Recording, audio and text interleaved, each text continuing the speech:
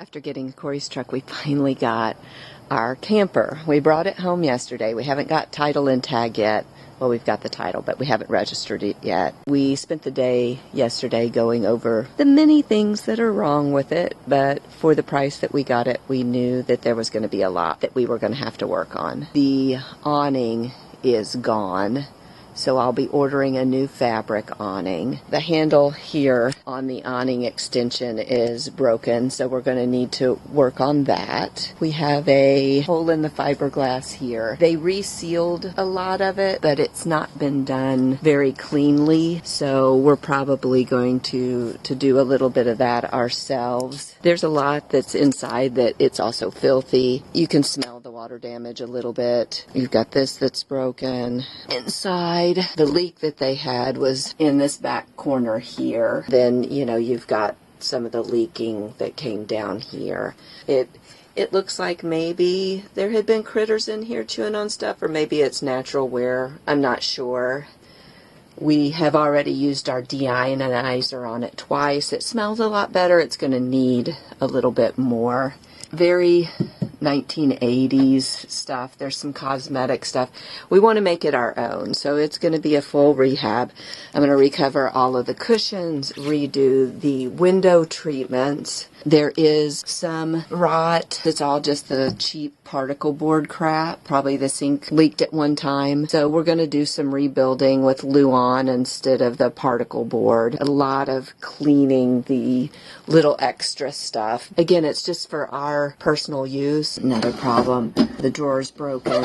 I'll be repairing that. And I have some ideas for this area here to theme it. That should be fun. The air conditioner works, but a lot of the plastic is yellowed and ugly. We've got some solutions that we're going to work through with all of that. We've got the fridge here. Really needs a good cleaning, and there is some rust that we're going to have to address. Probably a lot of water damage in the particle board type stuff. They have replaced the floor underneath. I think there were some soft spots, and they replaced the carpet before we purchased it.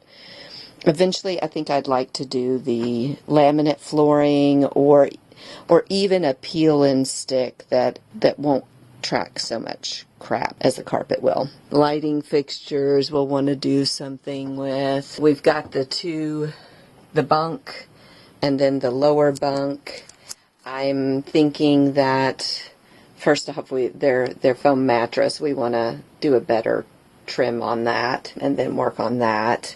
The door for the bathroom has swollen and does not shut. We believe the skylight above the shower has been leaking, so that's another item that we would like to address. It looks like, based on the thing that tells you about the black, gray, and regular water, it appears that we need to dump the black water. Corey believes that because the skylight was leaking, that the water probably was draining down into those tanks, and that might be why it's full since we've had so much rain lately. But aesthetically, there's a lot to do.